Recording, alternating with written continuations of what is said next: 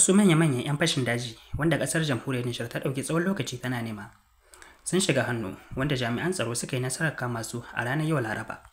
A wani yunkuri na musamman na tsabtace gari da ƙasa wanda jami'an tsaro suka ɗauki alƙawari tsawon lokaci. A yanzu aiki yana ci gaba da wakana daidai yadda ake tsammani. Biyo bayan yadda jami'an tsaro suka kama wasu manyan 'yan fashin daji wanda aka ɗauki tsawon lokaci ana neman su ruwa a jallo a cikin ƙasar ta jamhuriyar Nijar.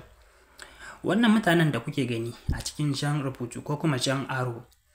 su ne wanda aka ɗauki tsawon lokaci ake nema biyo bayan da suke gudanar da manya-manyan ayyuka na laifi a cikin jamhuriyar Nijar a birnin wato a yankin Agadez. Jami'an tsaro sun yi nasarar kama su lokacin da suka samu wani rahoto na musamman biyo bayan yadda suka gudanar da wasu ayyuka na batanci a cikin jihar ta Agadez wanda suka yi nasarar sace-sace da kuma tare-tare na mutanen da basu ji basu gani ba su yi musu kwace ko kuma su kashe su. To bisa rahoton da suka samu sun samu tabbaci inda suke wato gidan da suke a boye jami'an tsaro sun yi aiki cikin izza da kuma zuma inda suka yi nasarar fadawa gidan da su 'yan ta'addan ko kuma barayin dajin suke da zama. Inda daga bisani suka yi nasarar kama su ga baki ɗayansu baya da haka kuma sun kama su ɗauke da manya-manyan makamai kamar yadda kuke gani a cikin hotuna. Bindigogi ne kala daban-daban da ɗiyan alburusai masu tarin yawa wanda aka kama a hannunsu. Baya da haka an tabbatar ma da 'yan jarida cewa akwai motoci da babura guda biyu wanda aka iske a cikin gidan nasu. Akwai wasu da dama wanda ake nema wato ba iya su wannan mutanen shidda bane ba amma wannan mutanen shidda da kuke gani su ne dai manyan 'yan fashin dajin na jihar Agadez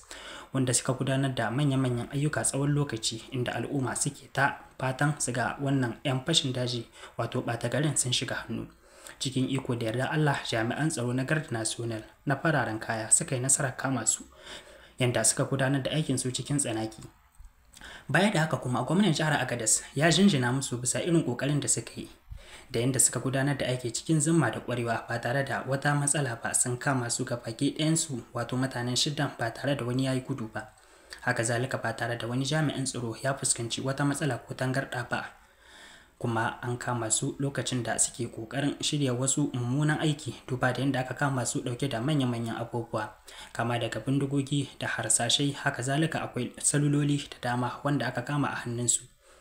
Haka zalika motoci da baburan da aka kama a cikin gidansu an tabbatar da cewa wannan kayayyaki ne wanda suka kwato na mutane kafin dai su yi nasarar sayar da su ko kuma batar da su jami'an tsaro suka yi nasarar kama su.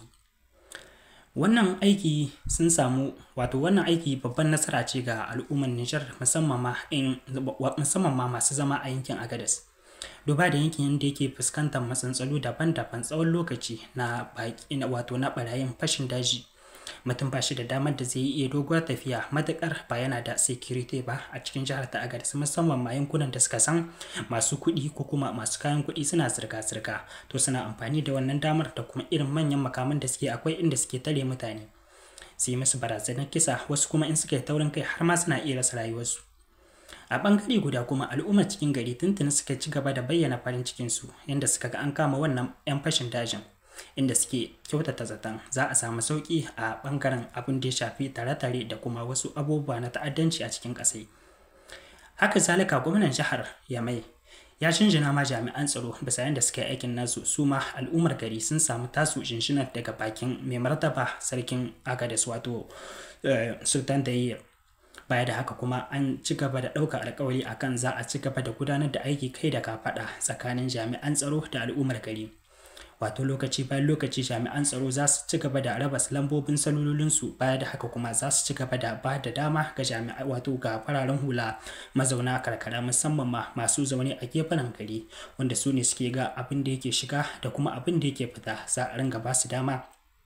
su ringa kai kokensu kai tsaye ko kuma su ringa kai jawabinsu a duk lokacin da suka ga wani abu da bai kwanta musu ba. Za mu iya cewa abu ne wanda ya kamata lalle a jinjina mai wannan mazajen daga duba da suke sai da rayukansu da kuma amfani da ƙarfinsu da dabarbarinsu ba don komai ba domin su ga ƙasarmu da al'ummar ƙasarmu sun zauna cikin aminci. Muna taya su jami'an tsaron murna baya da haka kuma muna roƙon Allah mai kowa mai komai ya ci gaba da ba wannan jami'an tsaron nasara ya kuma sanya su ringa yin aiki cikin kwanciyar hankali ba tare da fuskantar wata matsala ba.